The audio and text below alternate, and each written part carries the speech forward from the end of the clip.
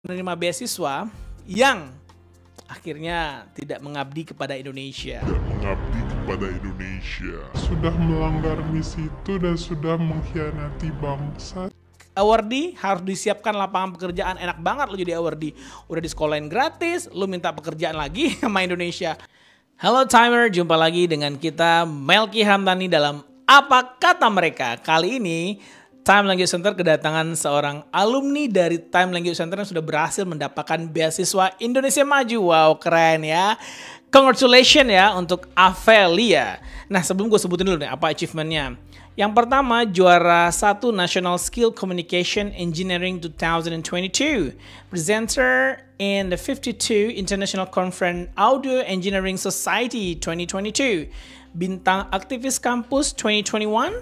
Mahasiswa berprestasi jurusan teknik elektro dan medali emas poster PIMNAS 33 UGM 2020 dan awardee PPA Scholarship. Wah, gila gak tuh ya? Achievementnya seorang Avel, that's why she deserve for scholarship I guess. Tapi sebelumnya kita kenal dulu dengan Avel ya. Nah Avel, boleh di-spill dulu dong ke para audien di sana yang udah kepoin kamu sejak kita spill di feed kita di Instagram.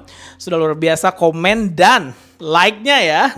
Halo teman-teman semuanya, perkenalkan saya Avelia Virus Fadila, saya merupakan lulusan dari S1 Teknik Elektro Universitas Andalas. Alhamdulillah tahun ini saya diamanahkan menjadi salah satu penerima beasiswa Indonesia Maju tahap 1 gelombang 2022. Keren ya. Nah, jadi banyak pilihan bagi generasi muda, bisa scholarship, banyak juga beasiswanya seperti LPDP, beasiswa Indonesia Maju ini yang terbaru ya, karena gelombang pertama ya. Kalau di SMA-nya udah gelombang ketiga di tahun ini. Dan juga banyak lagi beasiswanya. Nah, pertanyaan gue nih Avel, kenapa lu pantas mendapatkan beasiswa itu? Karena memang dari sejak dulu ya, dari mulai kuliah sudah mempersiapkan diri supaya pantas menjadi penerima beasiswa. Tentunya dengan mengikuti beragam kegiatan, eksplorasi diri, dan didukung dengan achievement-achievement. Sehingga kita layak dan menjadi salah satu peserta yang bisa membanggakan Indonesia juga tentunya. Yes, jadi kuncinya itu nggak dihasilkan dalam waktu sebulan 2 bulan ya? Betul sekali, memang harus dipersiapkan jauh-jauh hari. Mungkin kalau study total udah dari awal mulai kuliah, di total mungkin 4 tahun lebih ya persiapannya. Yes, luar biasa. But unfortunately, saya lihat bahwa achievement kamu di bidang bahasa Inggris is not quite happy ya. Gimana nih ceritanya Avel, kenapa skip yang satu itu sebagai 21st century skill? Memang dari dulu terlalu fokus dengan kemampuan-kemampuan lain seperti leadership, networking, sehingga lupa bahwa bahasa Inggris itu sudah menjadi keharusan, apalagi di zaman sekarang yang semuanya berbahasa Inggris. Jadi memang telat menyadari bahwa pentingnya bahasa Inggris, dan untung saja ada informasi tentang Bill Foundation dan Times yang menyediakan beasiswa pelatihan IELTS, dan setelah mendapatkan pelatihan aku menyadari banget kalau bahasa Inggris aku sangat improve. Ya, that's fine, nggak masalah juga ya, walaupun kuliah di dalam negeri, tapi tidak akan membuat Anda tidak bisa berkarir secara global. Justru bagaimana kitanya membawakan diri kita, nggak peduli di mana media tumbuh kita, tapi kita keep improve. Seperti yang tadi dibilang, leadership, communications, English, nanti bisa juga ikut conference internasional dan bertemu dengan banyak orang. By the way, Avelnya juga diterima sebagai salah satu researcher dari profesor di Jepang, but unfortunately also belum berkesempatan ya untuk kuliah di Jepang. Avel ini interestnya di bidang elektroniknya, di bidang apa? Boleh di-spill dong ke teman-teman di luar? Jadi fokus penelitiannya itu peningkatan kualitas transmisi informasi di Indonesia, baik dari segi codingnya maupun dari segi jaringannya. Jadi ada 2 fokus utama, tapi dalam lingkup peningkatan transmisi kualitas informasi. Risetnya Avel tersebut itu sangat membantu, terutama saat pandemi ya. As far as I know, based on data from Avel, is more than 12,000 spot in West Sumatra is a blank ya. So what is that gonna be you do it with your research? Of course. Jadi sebagaimana kita tahu, pandemi itu sangat berpengaruh terhadap sektor pendidikan, ekonomi, dan banyak hal. Dan dari saat pandemi pun kita menyadari bahwa komunikasi secara virtual itu sangat penting dan adanya jaringan adalah hal yang sangat urgen untuk kita bisa berkomunikasi satu sama lain. Dan dari data Kominfo sendiri pada tahun 2020 itu di Sumatera Barat sendiri 12.000 lebih titik itu masih blank spot. Nah, jadi ini menjadi tugas kita semuanya bahwa internet itu sangat dibutuhkan agar kita dapat pulih lagi, agar dapat berkomunikasi secara lancar, dan bagaimana kita sebagai generasi muda mempercepat pemerataan jaringan internet di Sumatera Barat khususnya dan di Indonesia umumnya. Learning loss it happened already before pandemic, but after pandemic, during the pandemic is getting worse and worse. Sedangkan riset yang Avel buat, kita berharap Indonesia ini bebas dari blank spot seperti itu sehingga anak-anak muda, generasi muda bisa mengakses of course tentunya pelajaran ya, tidak hanya konten-konten yang hiburan, tapi konten-konten yang serius, dan juga para researcher, para academician juga bisa membuat konten-konten yang keren, apakah itu di TikTok, Instagram, Facebook sebagai media pembelajaran bagi generasi muda Indonesia sehingga kita bisa mewujudkan Indonesia yang akan jaya di masa mendatang. By the way nih ya, seorang Avel mau jadi seorang apa sih? I want to be a lecturer. Kalau mau jadi dosen itu maunya di kampus mana? Apakah mau balik ke alma mater S1-nya atau mencoba mencari peruntungan di kampus-kampus yang top 5 maybe di Indonesia? Kalau sejauh ini membuka kesempatan dimanapun ada peluang pasti dicoba insya Allah. Ya, kadang saya juga melihat beberapa cum laude ya dari salah satu universitas di Kota Padang yang IPK-nya bisa 3,90, bahkan adanya ada sempurna tapi tidak mendapatkan kesempatan. Maksudnya adalah bahwa orang-orang hebat tersebut harus lepas dari alma maternya. Ini mohon di keep ya, karena luar biasa achievementnya dari S1 pun udah luar biasa, tambah beasiswa S2 juga beasiswa, selama S2 nanti juga dia akan juga bisa menjadi orang yang lebih bermanfaat tentunya. Nah, apakah kampus tidak sayang nih melepaskan awardee beasiswa maju yang luar biasa achievementnya dan IPK-nya dan smartnya, tambah lagi udah compile dengan tambah lagi dengan bahasa Inggris yang bagus, nanti tentunya akan menjadi seorang calon dosen yang luar biasa nih. Sayang nih kalau dilewatkan. Kalau gue nih sebagai dekan atau rektor ya, pasti gue keep deh. The best student itu pasti akan kita keep untuk membantu mengembangkan institusi atau universitas yang saya pimpin tentunya one day ya. Ya, ini beasiswa Indonesia Maju ya. Ini seperti apa nih beasiswa Indonesia Maju ini? Dari mana taunya waktu itu? Jadi dari awal itu sudah ada di spill dari Kemendikbud kalau setiap pemenang dari ajang prestasi talenta yang di bawahnya Puspresnas akan mendapatkan beasiswa untuk melanjutkan pendidikan ke jenjang yang lebih tinggi. Tapi ternyata pas di tahun pertama itu tuh udah spill nama beasiswanya tuh beasiswa prestasi talenta. Pas yang tahun kedua itu diubah jadi beasiswa pendidikan Indonesia. Jadi ini tahun kedua ganti nama, jadi masuk ke gelombang yang pertama gitu. Jadi beasiswa Indonesia Maju itu diperuntukkan bagi mereka yang berprestasi di level nasional. Jadi dari syaratnya saja lu udah harus berprestasi seperti Avel yang luar biasa prestasinya, dan dia deserve for that scholarship. Ini buat generasi muda Sumatera Barat juga para leader nih di dunia pendidikan. Ini ada juga untuk anak SMA, ada juga untuk anak kuliah S1, S2, dan S3 ke luar negeri. So udah banyak, tinggal elunya aja pantas nggak untuk mendapatkan beasiswa, terutama beasiswa Indonesia Maju ini. Well, di tengah-tengah isu yang luar biasa, banyak nih penerima beasiswa yang akhirnya tidak mengabdi kepada Indonesia. Bagaimana menurut pendapat seorang Avel?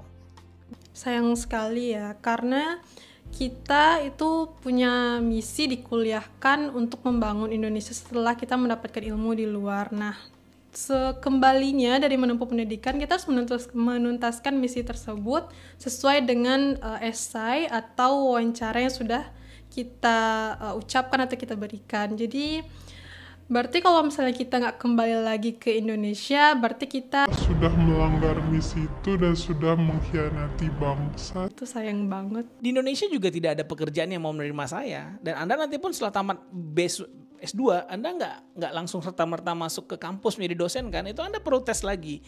In case Anda nggak terima, what you gonna do?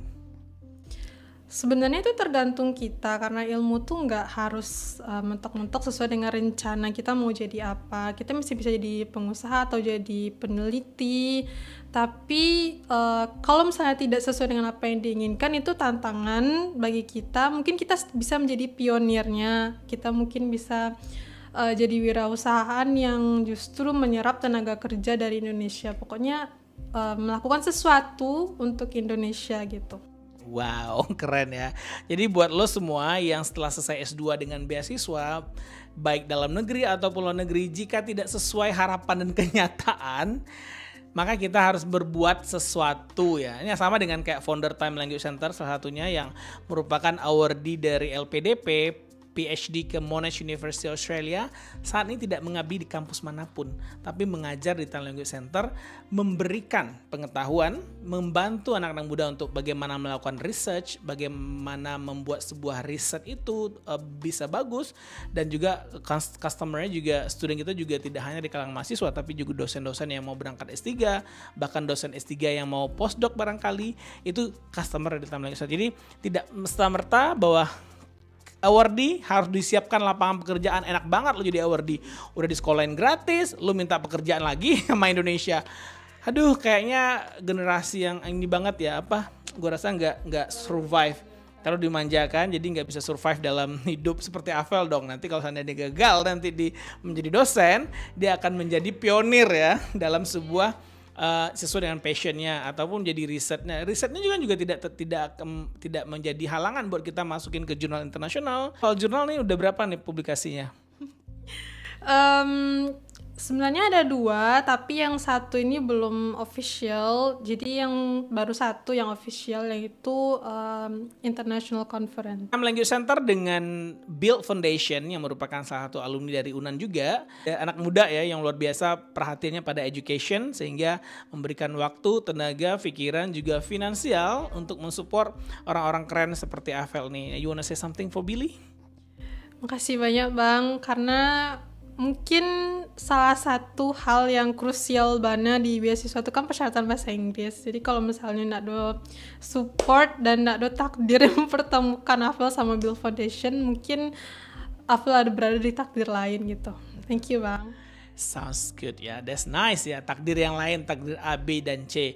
Nah selama di Time Language Center, kira-kira nih menurut seorang Avel, Time itu sudah memberikan apa yang dibutuhkan seorang student kah? Apakah dia mau scholarship, bimbingan seperti shaping essay, itu seperti apa menurut Avel?